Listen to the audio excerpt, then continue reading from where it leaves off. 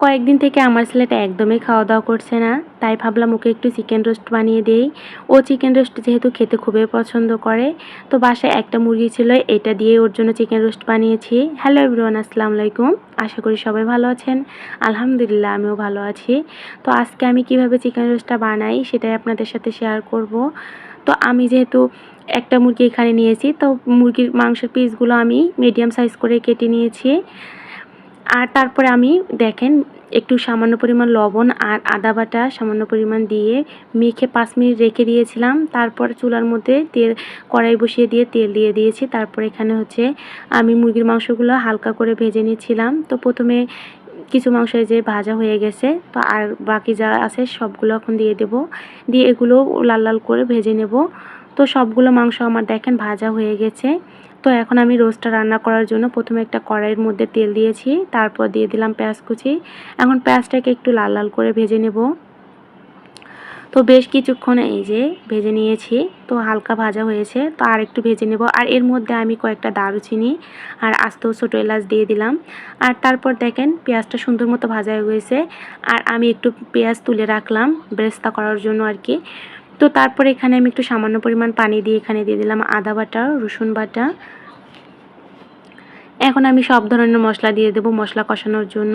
আর তারপর দিয়ে দিলাম মরিচের গুঁড়া। যেহেতু আমরা ঝাল ঝাল রোস্টটা খেতে বেশি পছন্দ করি, তাই একটু ঝালের পরিমাণটা বেশি দিয়েছি। আর তারপর এখানে আমি বাদাম বাটা দিয়েছিলাম, আর দিয়েছিলাম সয়া সস সামান্য পরিমাণ, দিয়ে দিলাম টক দই। আর এরপর আমি এখানে দিয়ে দিলাম মুরগি রোস্টের মশলা। তো মুরগি রোস্টের মশলাটা আমি দিয়ে এখন মশলাটাকে বেশ কিছুক্ষণ কষিয়ে নেব। তো কিছুক্ষণ পর আমি একটু টমেটো কুচিয়ে দিয়ে দিলাম। যেহেতু আমার কাছে টমেটো সস ছিল না, তাই আমি টমেটো কুচি দিয়েছিলাম। আর বেশ কিছুক্ষণ পর মশলাটা লাল লাল হয়ে কষিয়ে গিয়েছে। তো তারপর আমি এখানে মুরগির মাংসগুলো সবগুলো এক এক করে দিয়ে দিলাম। আর দিয়ে একটু ভালোভাবে নেড়েচেড়ে মশলার সাথে মিক্সড করে দিয়ে দিলাম। তো তারপর আমি মশলার সাথে মিক্সড করে দিয়ে এখন ঢাকনা দিয়ে ঢেকে দেব বেশ কিছুক্ষণ লো মিডিয়ামে রেখে, যাতে করে মশলাটা সুন্দর মতো মাংসের ভিতরে ঢুকে যায়। আর বেশ কিছুক্ষণ পর আমি ঢাকনাটা তুলে একটু নেড়েচেড়ে দিচ্ছিলাম, যাতে করে নিচে না লেগে যায়। আবারও নেড়েচেড়ে দিয়ে আমি আবারও ঢাকনা দিয়ে ঢেকে দেব। আর চুলাটা এই অবস্থা লো মিডিয়ামেই রাখবো। তো বেশ কিছুক্ষণ পর দেখেন একদম মাংসটা থেকে তেল উঠে আসছে। তো এইভাবে আমি বারবার নেড়েচেড়ে মাংসটা সুন্দর মতো কষিয়ে নিচ্ছিলাম। আর রোস্টের এই মশলাটা যতক্ষণ কষানো ভালো হবে, রোস্টটা খেতেও বেশি মজা হবে। তো মশলাটা কষানোর পর এখানে আমি ভালো মতো করে মাংসটা কষানোর পর আর কি 1 কাপ পরিমাণ এখানে আমি দুধ দিয়ে দিলাম আর সামান্য পরিমাণ পানি দিয়েছি। আর তারপর এর উপরে দিয়ে দিলাম কয়েকটা আস্ত কাঁচামরিচ। আর কাঁচামরিচটা দিয়ে এখন ভালোভাবে নেড়েচেড়ে দিয়ে আমি ঢাকনা দিয়ে ঢেকে দেব। তো বেশ কিছুক্ষণ পর দেখেন রোস্টটা প্রায় হয়ে আসছে। তো আরেকটু আমি নেড়েচেড়ে দিলাম।